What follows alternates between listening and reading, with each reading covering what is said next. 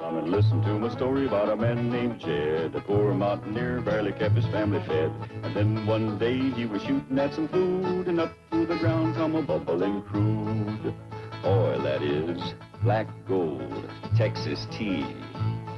Well, the first thing you know, old Jed's a millionaire. The kinfolk said, Jed, move away from there. Said, California is the place you ought to be. So they loaded up the truck and they moved to Beverly Hills, that is, swimming pools, movie stars. The Beverly Hillbillies.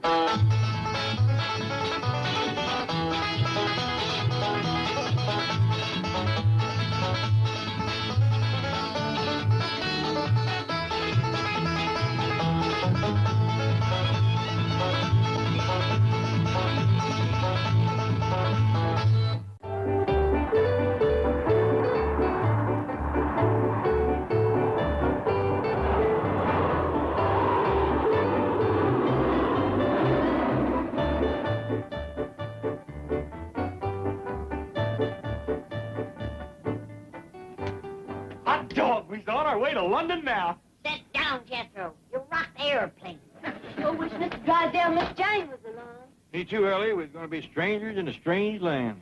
Will y'all stop worrying? You're traveling with an educated man. But you only graduated to 6th grade. Ellie, you can't fall 12 years of schooling. Did you learn anything about England? Are you kidding? I studied 2 years of English. Think you can find our castle? Of course I can, Your Royal Majesty. Don't call me that. Sire. Shh. Told you I don't want to put on no airs. Okay, then I'll just call you Sire. Is everything all right here? Finest frogs here, ma'am. He just talks country like that when he's around you peasants. Actually, that there is His Royal Highness, the Earl of Clampett. Oh, and the two ladies? The young one with the yeller hair, that's my royal cousin. And the little one with the big mouth, that's the royal granny. I'm His Majesty's head varlet. Sir Jethro de Bodine, Knight of the Round Table. He's heading for our castle. I see. You want to sit down and talk? Well, there's 2 seats that was being held for Mr. Drysdale, the royal oath, and his secretary. But he said they don't allow oaths on this flight. But I reckon you know that. Oh, no, it comes as a complete surprise. He's flying over later, quick as he gets his oath suit broke in. Steve, I brought your clothes. Where are you? Anybody with you? No, I'm quite alone. If you weren't a traitor, you'd be wearing this. If you weren't chicken, you'd be on that plane. Like this? Well, at least the Clampetts wouldn't be alone with Sir Jethro as their leader. Oh, they're all right. I've got a friend at the airline keeping track of them. Besides, the flight they're taking lands only once in San Francisco. Then non-stop to London. So what can happen? Hello? Oh, Jim! How's my royal family doing? Hey, what? No. Well, find them. Gee, what happened? They left the plane in San Francisco. They think it's London. Yeah, this is the Dandy Hill, driver. Okay, everybody, poke your heads up. Now, as we look out over the famous old city of London, the first thing we notice is a famous old English channel, right down yonder. And going across it there, the famous old London Bridge. Oh, and off to the left there, we see the famous old White Cliffs of Dover. And yonder, straight across the channel, you can see the coast of France. What's that little place down there in the water? Huh? Oh, that there is one of them British Isles. Excuse me, buddy. Just where do you think you are? Ain't this London? No, this is San Francisco. What you've been pointing to is Alcatraz, El Cerrito, and San Leandro. How do you like that? We done overshot England and landed in Spain.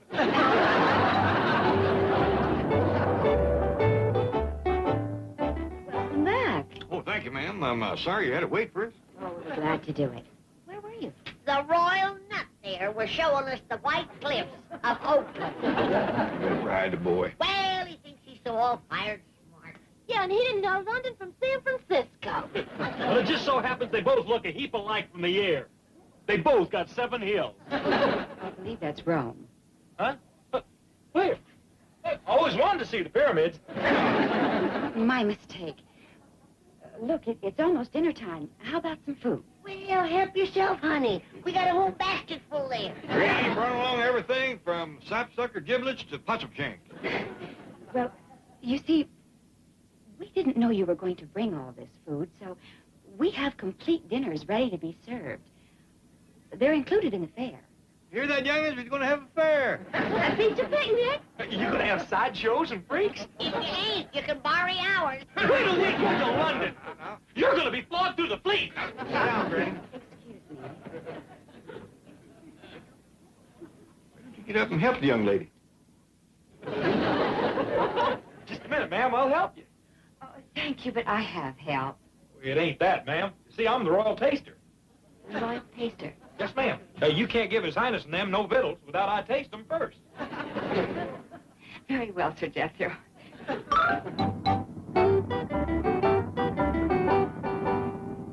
Jed, when do you reckon that fair's gonna commence? I'm getting hungry. Me too, Paul. What could be taking them so long? They got Jethro helping. You just answered your own question. Be patient. There's a heap of work to setting up a fair. You got to have sawdust to spread around. Jethro's got a whole head full. Get off the boy's back.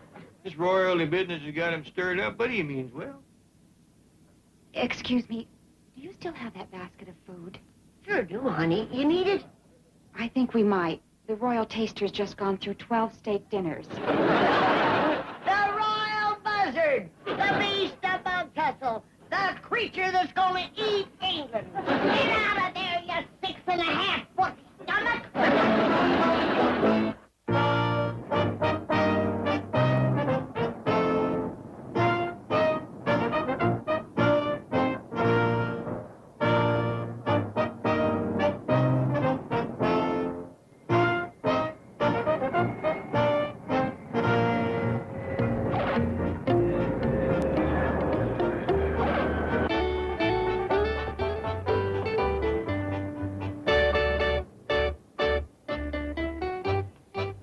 Lafayette is here. That's France. Huh? France? Hey, y'all, come on back. We done overshot England again. No, I meant... Well, never mind. This is England. Are you sure about it this time? Absolutely. Well, it's been nice meeting you. Hey, come on out to the castle sometime and see me when I'm wearing my armor. Thank you. Hey, have you ever been a damsel in distress? Yes, for about 6,000 miles. I beg your pardon. Are you by any chance Mr. Clampett? Yes, sir. Jed Clampett. Mr. Drysdale telephoned and asked me to meet you. I'm Cedric Giles Evans of the firm of solicitors representing the estate of your distant cousin, the late Marcus. Well, I'm very pleased to meet you, Mr. Evans. This here is Granny and my daughter, Ellie. Howdy. That is? He says that my cousin Marcus is late. He's deceased. Oh, well, he's in luck, because Granny's a doctor. What kind of disease has he got? Well, I'll have to figure that out, Ellie Mae, when I examine him. Thank goodness I brought my medical supplies with me. Is Cousin Marcus up at the castle? Well, yes, but you see, he's been laid to rest. Good, good. Just keep him warm. Is the family doctor with him? Madam, the gentleman is dead. Oh. Well, us doctors is only mortal. Get a move on. We got sick kinfolks up there at the castle without a doctor. Now, don't you worry. Granny has pulled folks through everything from thrush to dropsy. If Cousin Marcus has dropsy, he better be turned over every now and then. You know, madam, I rather imagine he's turning over at this very moment. Come on, Jethro. Shall we call us a taxicab? Oh, no, I've got a car waiting. But first of all, you'll have to go through our British customs. Well, we do our best if you show us. Yes. Yes, of course.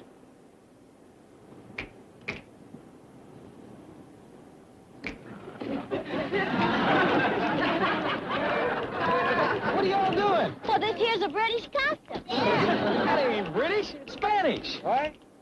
Don't listen to the royal booby. This is what the Spanish do when they stomp on grapes. Well, come on, stomp. Look,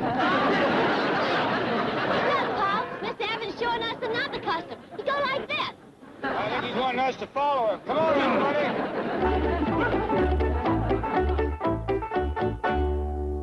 Now then, madam. Inspector here says that you refuse to open your luggage.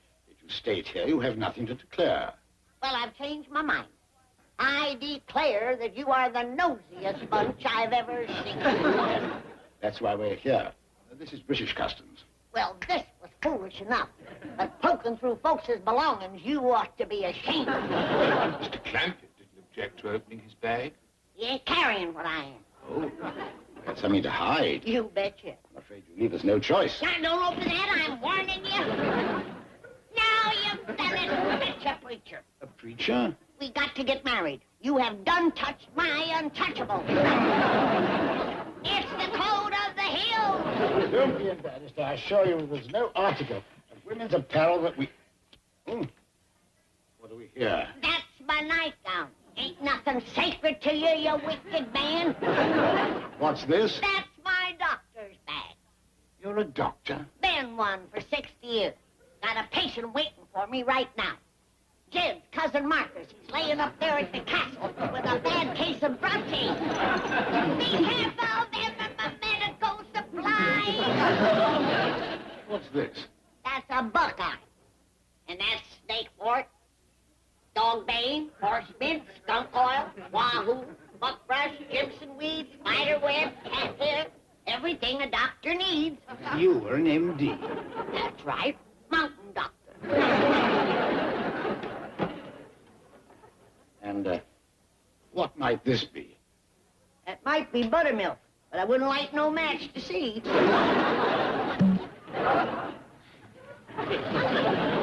Come now, what is this? That's Tennessee tranquilizer. One of my best homemade cures. What does it cure? What do you got? Madam, I'm afraid my government would not approve of this homemade cure. I ain't too happy about it neither. I mean to say, I cannot permit you to bring it into the country. You should have emptied this jug before you boarded the plane. If I'd have emptied that jug, I wouldn't have needed no plane. See that these medical supplies are impounded. Yes, sir. Now, wait a minute. I need them things. Granny? You still in here? Oh, come in, Mr. Clampett. This is our chief customs inspector. Howdy. How do you do? I'm Chumley. No, he ain't, Jed. He's mean. Cousin Marcus is laying at death's door, and he's fixing to pound my jug and stuff. I wouldn't pound that jug if I was you. We could all be laying at death's door. That stuff will blow stumps. We only plan holding these supplies pending inspection. Don't believe him, Jed. He's a man of loose morals. It's true, Jed. He's a regular rip. Why, he flung open my bag, fondled my flimsies, and then wouldn't call a preacher. The cold of the hills don't hold here. It holds in the four corners of the earth. I say throw down on him with your shotgun. No, that ain't no way to commence a visit. Well, at least whoop him and get my medicine back. Granny, I hear tell that London is a right good-sized town. They ought to have at least one drugstore. There we are. Sorry for the delay. No harm done. No harm done. If Cousin Marcus dies, he's to blame. And if that happens, you're gonna catch it, you fresh young whippersnapper. Young whippersnapper. Madam, I'm a sexagenarian. To hear that, Jetty admits it. Shame on you, Dory. Get me to a drugstore. I said get me to a drugstore. Be quiet, Granny.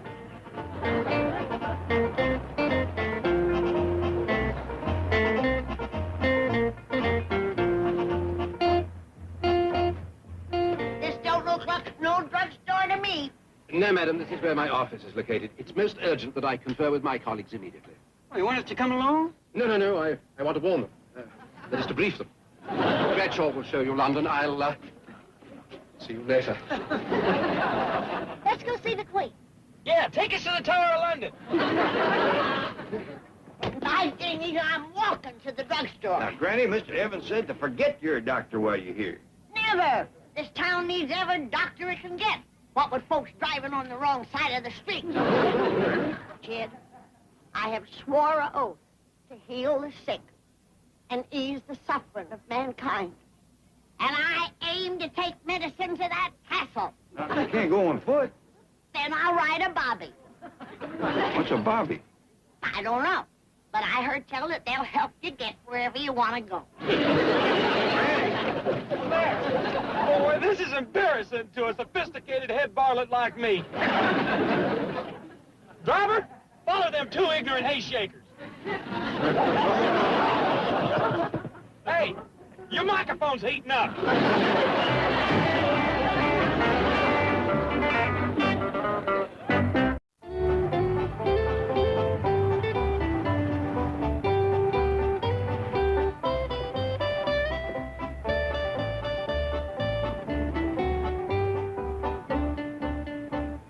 Are you sure this is where you buy medicine? Positive, sir.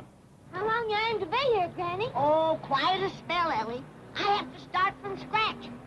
Everything from larkspur to leeches.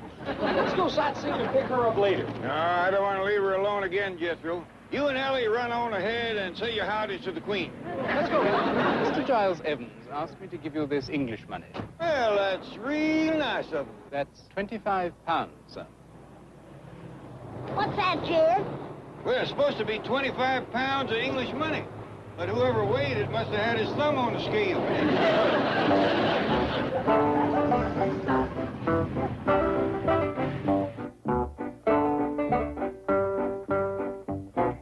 Madam, good day, sir.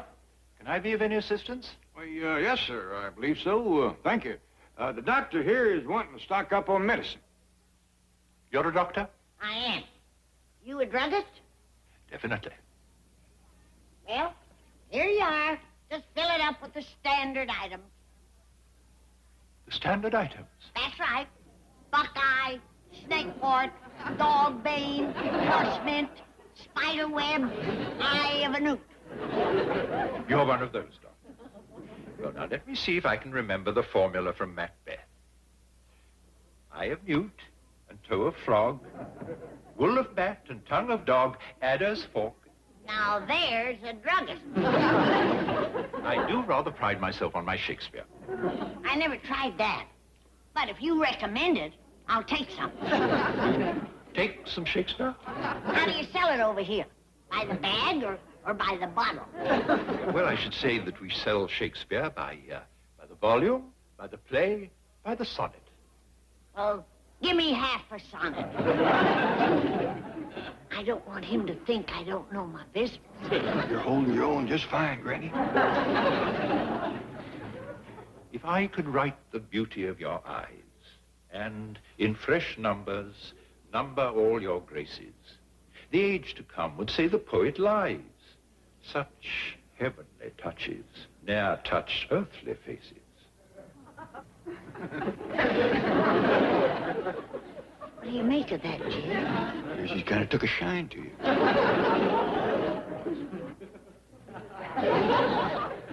Let's get back to my Shakespeare. Shall I compare thee to a summer's day? Thou art more lovely and more temperate. Rough winds do shake the darling buds of May, and summer's lease hath all too short a date. He just can't get his mind on business. Told you, Granny, that rascal's took it. Glad you're with me, Jed. He's kind of both.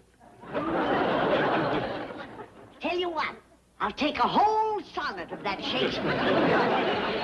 May I suggest some Venus and Adonis? If it's good stuff. Touch but my lips with those fair lips of thine. Though mine be not so fair, yet are they red. The kiss shall be thine own, as well as mine. Why don't you take a walk, Jed? What about your duty to Marcus? Who? Cousin Marcus laying sick in the castle. Your patient. Patience I can get, Jed. But at my age, suitors are kind of scared. I'd best stay. Fogies, if I don't think we got a hold of another one of them sexagenarians.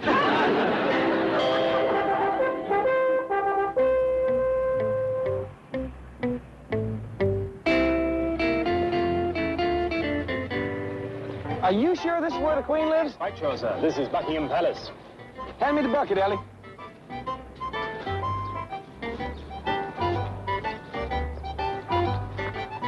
What you fixing to do with that water? I'm fixing to make my fortune, that's what.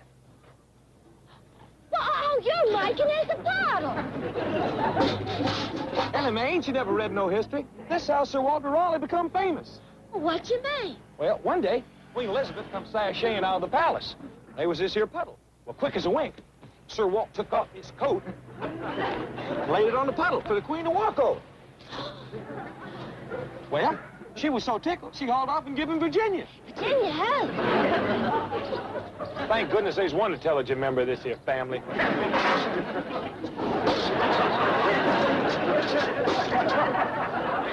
Excuse me. Would you please tell Queen Elizabeth that Sir Jethro de Bodine is waiting at the puddle?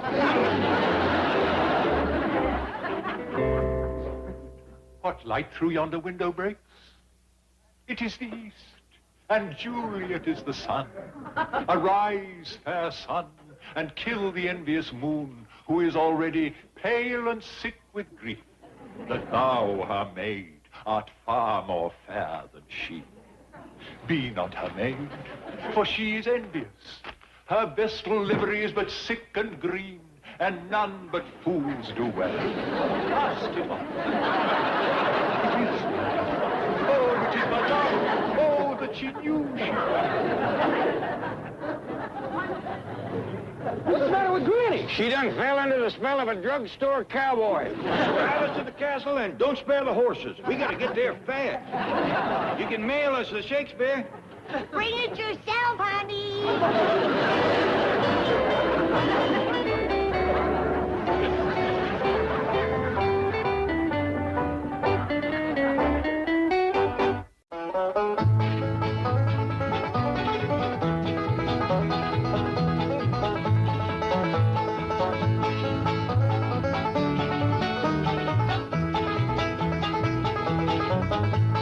Now it's time to say goodbye to Jed and all his kin. They would like to thank you folks for kindly dropping in.